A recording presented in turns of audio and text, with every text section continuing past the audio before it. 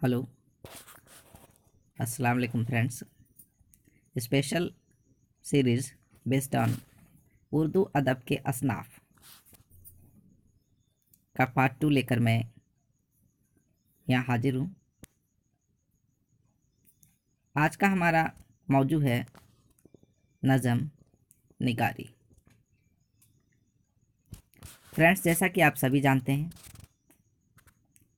हमारी ये कोशिश है कि कॉलेज और यूनिवर्सिटीज़ के जो स्टूडेंट्स हैं और कॉम्पिटिटिव एग्ज़ाम्स के जो स्टूडेंट्स हैं, मैं दोनों के लिए अपने वीडियोज़ के ज़रिए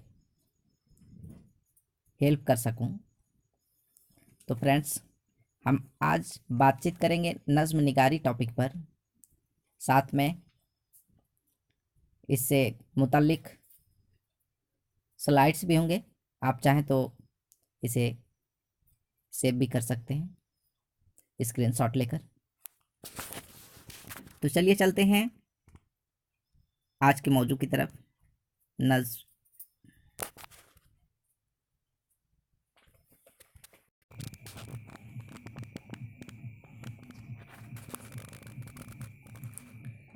नज़म के लग़वी मानी मोती पिरोना या रास्ता करने के होते हैं।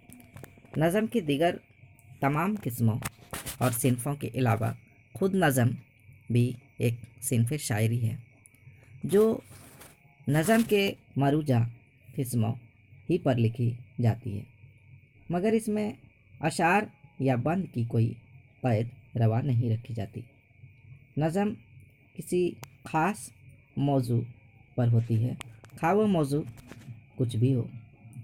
नज़म का मैदान गज़ल से ज़्यादा वसी है।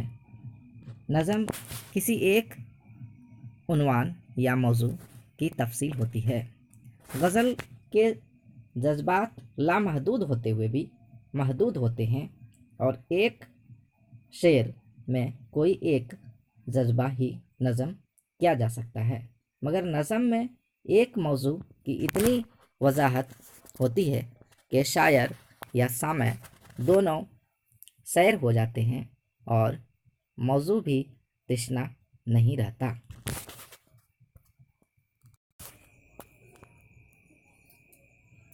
सर सैयद तारिक के ज़ेरे असर मगरिब की तेज़ हवाओं का जो शोर उठा, उसमें नज़्म जदीद की दाग बेल पड़ी। एक ख़याल को सिलसिले से आगे बढ़ाना और इर्तका के बाद वह अंजाम तक पहुँचे। मगरिब में नज़म के लिए यही तरीक़ा रहा है। महकमा तालीम हुकूमत पंजाब ने 1865 ईस्वी में जिस अंजुमन पंजाब को यूज़फुल नॉलेज की तोसी के लिए कायम किया, उसमें मोहम्मद हुसैन आज़ाद की नज़ामत के दौरान जान पड़ गई। 1867 ईस्वी में उन्होंने तालीम और शेर व अदब के मौज़ूआत पर 23 लेक्चर दिए। ख़ास तौर से 5 अगस्त 1867 ईस्वी और 19 अप्रैल 1874 ईस्वी को मोहम्मद हुसैन आज़ाद ने जो खुतबात दिए वह उर्दू के जदीद नज़म की तारीख़ में आइन के तौर पर मुसल्लम है। यहीं से नज़म जदीद का सिलसिला शुरू हुआ और लगातार एक चिराग से दूसरे चिराग जलते गए।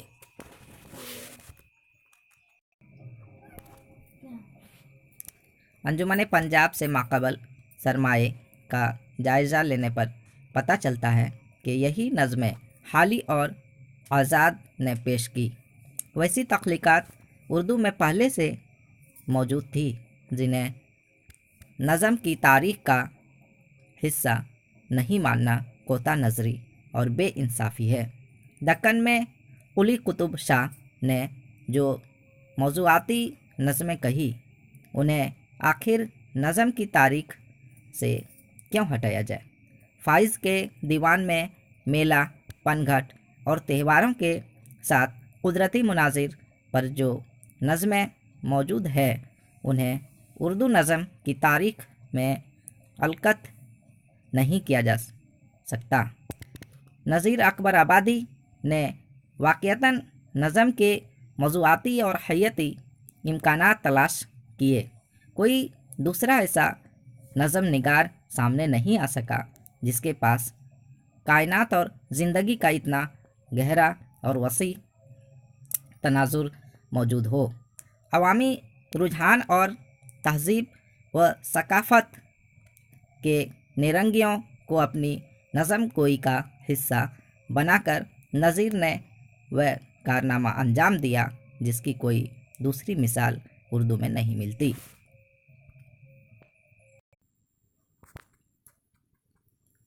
19 اپریل 1874 عیسوی کو محمد حسین آزاد نے جدید شاعری کے موضوع پر جو لیکچرر دیا اسی کے ساتھ اپنی ایک نظم شب قدر بھی پیش کی۔ عام طور پر اسی تخلیق کو اردو کی پہلی جدید نظم قرار دیا جاتا ہے۔ 30 مئی کے مناظمے میں حالی کے برکھا رت اور آزاد کی نظم ابر کرم سامنے آئی۔ آئندہ مشاعروں میں حالی، محمد حسین آزاد اور اسماعیل میرٹھی نے لگاتار نظمیں پیش کی۔ اسی سے ان کی دیگر ہم عصروں میں نظم گوئی کا رجحان پیدا ہوا۔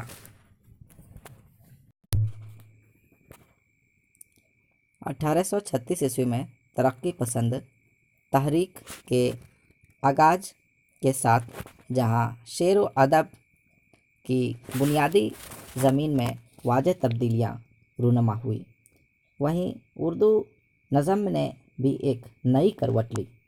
اسی زمانے میں آزاد نظم اور نظم معیاری کی سب سے زیادہ ترقی ہوئی، نظمیں بھی مقبول ہونے لگی۔ تو فرینڈس، اب ویڈیو کے آخر میں چلیے جانتے ہیں کہ اردو شاعری کے اندر نظم نگار کون کون سے ہیں۔ اردو شاعری کے اندر اگرچہ نذیر اکبر آبادی نے نظم نگاری کی ابتدا کی تھی، مگر صحیح معنوں میں اس کی ترقی آزاد، حالی، اسماعیل اور درگا شاہ سرور کے ہاتھوں ہوئی، اور اسے اوج کمال تک اقبال نے پہنچایا۔ فرینڈس، ہم لوگ جانتے ہیں کہ اردو شاعری میں اقبال کا ایک اہم مقام ہے۔ اکبر نے طنز و ظرافت کی رنگا رنگی اور اردو نظم نگاری کو گلہائے رنگا رنگ کا ایک حسین گلدستہ بنا دیا۔ غرض 20ویں صدی کے آغاز ہی میں جدید نظم نگاری نے کافی ترقی کر لی۔ اس زمانے کے چند ممتاز شعراء درگا سہائے سرور، پنڈت برج نارائن چکبست، شوق کدوائی، ظفر علی خاں، تلوک چند محروم، جوالا پرساد برق وغیرہ کے نام اہم ہیں۔ دور جدید کے مشہور نظم نگاروں میں فراق، ساگر نظامی، اختر شیرانی، علی سردار جعفری، اختر الایمان، کیفی اعظمی، فیض احمد فیض وغیرہ کے نام اہم ہیں۔ اس دور کے بعض شعراء نے موضوع کے علاوہ نظم کی حیت میں بھی انقلاب پیدا کرنے کی کوشش کی۔ تو فرینڈس، آج کے ویڈیو میں بس اتنا ہی۔ انشاءاللہ تعالی ایک نئے موضوع کے ساتھ آپ سے پھر ملاقات ہوگی۔